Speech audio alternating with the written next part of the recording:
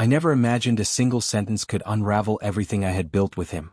My name is Claire, I'm 32, and for years I thought my marriage to Daniel was unshakable.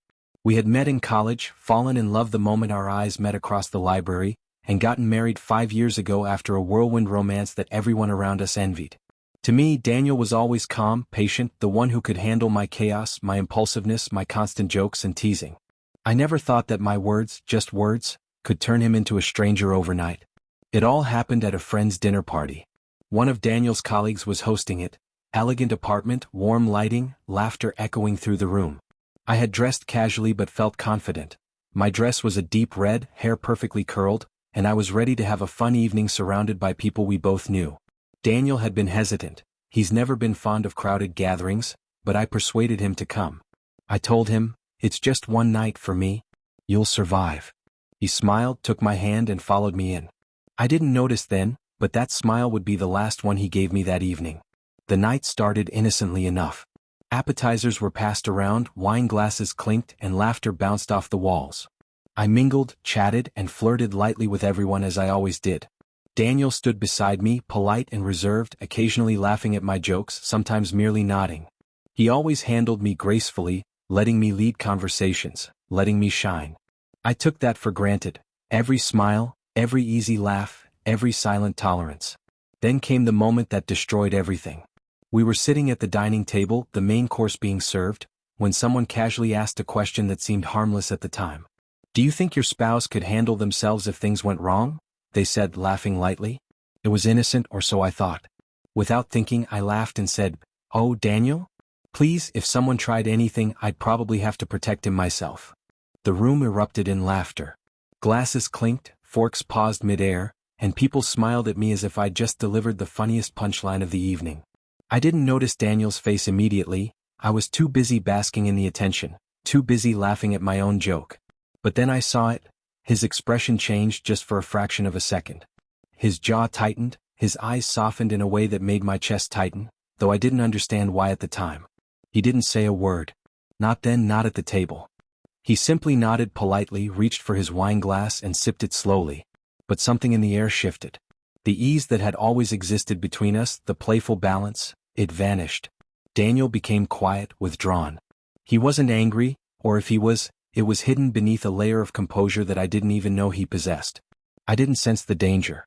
I laughed again, nudged our friend Sarah and said, "Look at him acting all serious. The man struggles to open jars sometimes. Can he really fight anyone?" More laughter followed. I thought I was harmless, charming, funny.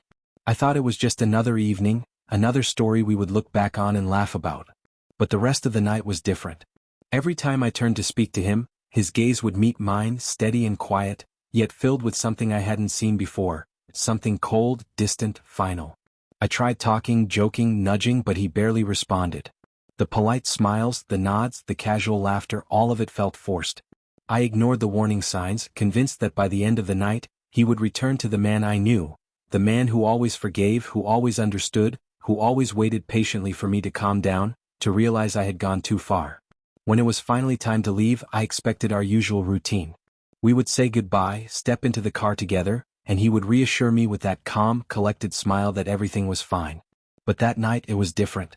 I walked out of the apartment, chatting with a friend about the wine, and when I looked over, Daniel was already at the door, coat in hand.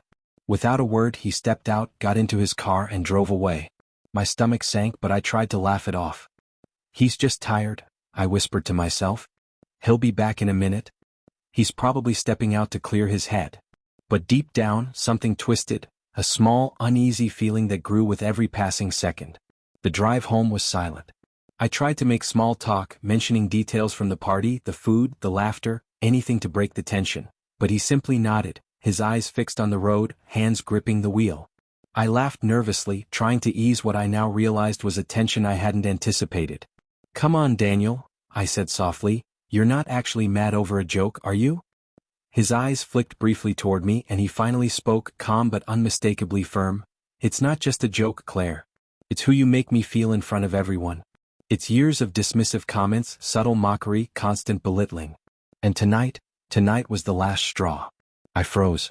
Words failed me. I tried to explain, tried to justify, tried to laugh again as if humor could dissolve his seriousness. but it didn't. He didn't need to yell, didn't need to slam doors. His silence, his quiet decision to leave, was louder than any argument we'd ever had. That night, Daniel vanished, not just from the dinner but from my life as I had known it. He didn't return home, he didn't answer my texts, he didn't take my calls. Days passed and then a week and still the silence remained.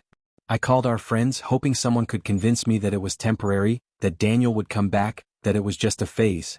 But everyone hesitated, exchanged looks and eventually told me something I didn't want to hear. "He's done, Claire." He needed a wake-up call and last night was it. The words hit harder than anything I had ever imagined. I had always thought our love was unbreakable. I had always assumed patience, kindness and loyalty would shield us from any storm. But that evening, that single careless sentence had torn through all of it like lightning. Sitting alone in our apartment, scrolling through photos of our trips, our laughter, our quiet moments together, I realized the gravity of what had happened. The man I had always thought patient, calm, unshakable, he was stronger than I had ever given him credit for. And I was left facing the consequences of my careless words, my jokes that had disguised my contempt, my assumption that he would always forgive, always understand, always wait.